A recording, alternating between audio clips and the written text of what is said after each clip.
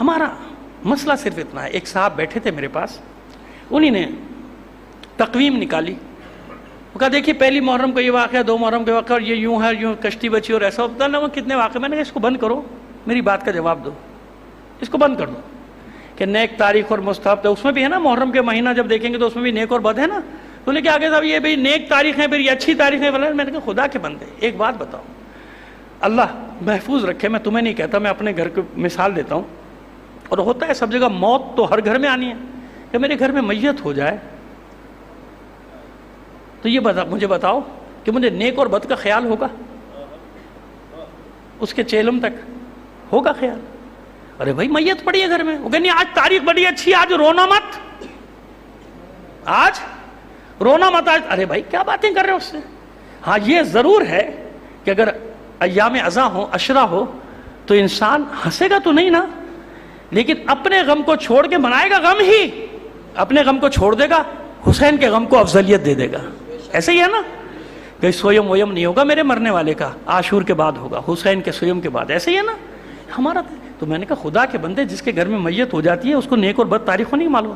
یقیناً ہوگی اچھی بری تاریخیں, آنے جانے کے لیے, سفر کرنے کے لیے سب کچھ ہوگا, لیکن یاد رکھو فاطمہ زہرا کے گھر میں فرش عزا بچھا ہوا ہے. اچھی اور بری تاریخوں کا مسئلہ نہیں ہے, مسئلہ یہ کہ زہرا کا لال ذبح کر دیا گیا ہے.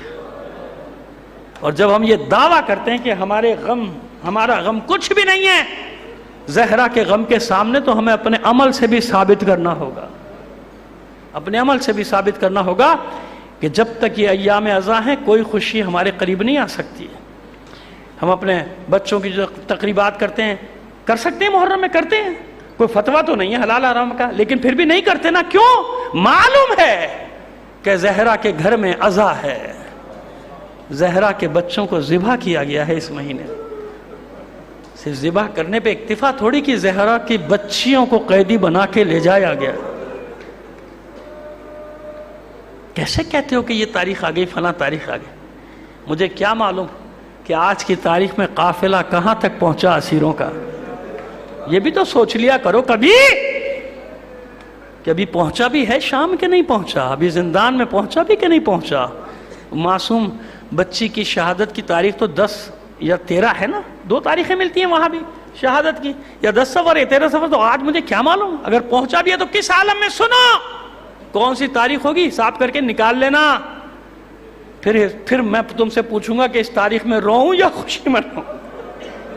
نکال لینا وہ تاریخ کب پہنچا, میں نہیں بتا رہا, جاؤ نکالو وہ تاریخ کس عالم میں پہنچا. جانتے ہیں نا آپ, سنیے آپ روایتیں سنتے ہیں, بعض اوقات میرے ذہن میں بھی سوال پیدا ہو جاتا تھا. بھائی جو بھی شعور رکھتا ہے سوال تو پیدا ہوگا, سوال تھوڑی روک سکتا ہے کسی سوال پیدا ہونے کو, ذہن کو آپ دل کو نہیں روک سکتے. تو میں سنتا تھا اور پڑھا بھی تھا, روایت مقاتل میں ہے کہ جب شام پہنچا ہے قافلہ, دمشق کے شہر میں داخل نہیں ہوا تھا, روک دیا گیا باہر, شہر کے باہر. کیوں روکا گیا؟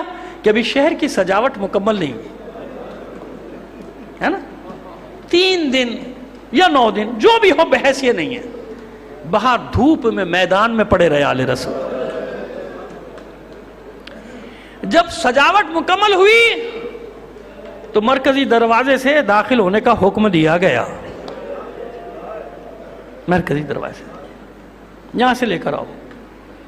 یہ ناچیز جب پہلی بار گیا شام تو اس دروازے سے دربار تک کا فاصلہ دیکھا 1.5 کلومیٹر, بس اس سے زیادہ تھوڑی ہے, وہ 2 کلومیٹر.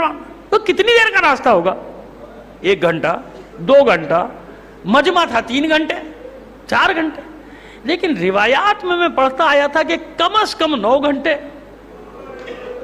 اور زیادہ سے زیادہ تو 24 گھنٹے بھی ہیں. شاید میں سوچتا تھا, ایک گمان باطل آتا تھا کہ ہو سکتا ہے کہ بھئی مبالغہ کیا ہو لکھنے والے نے, مصائب لکھنے والے نے, مقتل لکھنے والے نے شاید مبالغہ کیا. اچھا پھر ایک اور سوال پیدا ہو گیا وہاں جا کے, جب گئے تو مختلف گلیاں محلے ہیں, آج بھی محلوں میں بٹا ہوا ہے نا دمشق, پرانا دمشق کی بات کر رہا ہوں, جو باؤنڈری کے اندر ہے, پرانا دمشق آج تک محفوظ ہے. اس میں محلے ہیں مسلمانوں کے, عیسائیوں کے, یہودیوں کے, آج تک ہیں بھائی, ویسی تقسیم ہے. اور مسلمانوں کی بھی تقسیم ہے, ایک شیعوں کا محلہ ہے, پھر اہل سنت کا محلہ ہے, پھر وہ مسیحیوں کا محلہ ہے, اور پھر اسی لیے آپ کو وہاں دکانیں نظر آتی ہیں نا اس کی مختلف قسم کی جو حرام چیزیں وہ بک رہی ہیں. تو وہ اس لیے کہ مسلمانوں کی آبادی نہیں ہے ساری, وہاں سمجھ میں آ گئی بات. تو وہاں یہودی بھی ہیں, وہاں عیسائی یہودی بھی تک ہیں, وہ بھی رہتے ہیں. مجوسی تک رہتے ہیں وہاں پہ، ان کا بھی آباد، ان کی بھی 1-2 گلیاں ہیں. اب میں دیکھ رہا ہوں کہ اس گلی میں بورڈ لگا ہوا ہے کہ آل رسول کا قافلہ یہاں رکا تھا، وہ ایک چرچ بنا ہوا ہے اندر گلی میں. بھائی یہاں کیسے رکا تھا؟ راستہ تو سیدھا جا رہا ہے، یہاں کہاں چلا گیا گلی میں؟ شاید مجمع بلانے کے لیے بٹھایا، لگا دیا بورڈ، چلو مجمع ادھر بھی آ جاؤ. ہوتا ہے نا بھائی لگا لو یہاں بھی آ جائیں گے زائرین. اور دوسرے محلے میں بورڈ لگا ہوا ہے کہ یہاں بھی ٹھہرے تھے، اس کے دیوار کے سائے میں آ کے بیٹھے تھے، وہ یہودیوں کی عبادت کا کہاں سمجھ میں نہیں آیا کہ مسئلہ کیا ہے عزیزو. اور اس کے بعد تیسرا سوال جو پیدا ہوا، بھائی جب داخل ہوتے تو بازار ہے چوڑا، سمجھ میں آ رہی ہے بات؟ چوڑا بازار ہے، اور جب آگے جاتے تو تنگ ہوتا جاتا ہے، اتنا تنگ کہ 2 ناقے 2 اونٹ ساتھ نہیں چل سکتے. آپ دیکھ لیجیے گا جا کے، جو آخری بازار ہے وہ اتنا تنگ چھوٹا سا ہو جاتا ہے، 2 ناقے چل نہیں، کھڑے تو ہو سکتے ہیں، لے جائے نہیں جا سکتے، پھر ہجوم ہو تو پھر کیسے چلیں گے؟ یہ حیران ہوتا تھا کہ یہاں سے قیدی کیسے گئے؟ بھئی ناقے گزر ہی نہیں سکتے. وہ ہجوم ایسا ٹھٹ مارتا ہو جو ہم سنتے ہیں کہ بالا خانوں پہ عورتوں کا ہجوم، بچوں کا ہجوم، اور نیچے مردوں کا ہجوم، کیسے گزرے؟ لیکن عزیزارو سنو ہوا کیا. 1 بار گیا، 2 بار گیا، 3 بار گیا، سوچتا رہا کہ میں سارے مصائب تو یہی پڑھتا ہوں، بھئی آخر کوئی مجھ سے پوچھ لے گا میں اس کو کیا جواب دوں گا.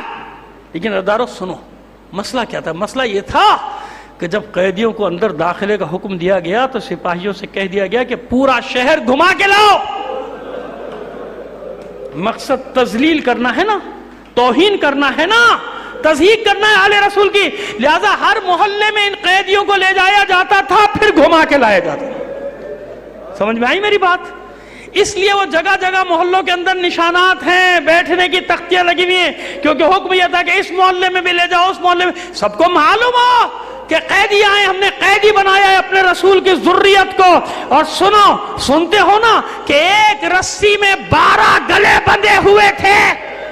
تو یہ بھی میری سمجھ میں نہیں آتا تھا کہ ناکوں پر آنے والے قیدیوں کے گلے رسی میں کب بندھے. تو سنو کب بندھے، جب یہ ناقے اس بازار کے قریب پہنچے.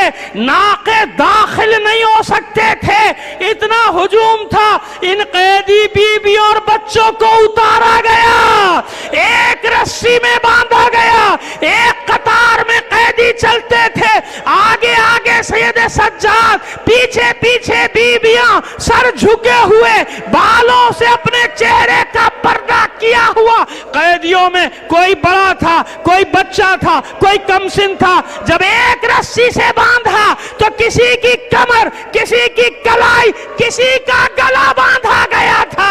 یہ ہے وہ شام کا بازار جب جس سے گزری ہے زینب، جس کے لیے سید سجاد نے کہا تھا الشام الشام الشام. ارے ہم لوگوں کو شام کے بازار میں اس طرح لایا گیا تھا جیسے زنجبار کے غلاموں اور کنیزوں کو فروخت کے لیے لایا جاتا.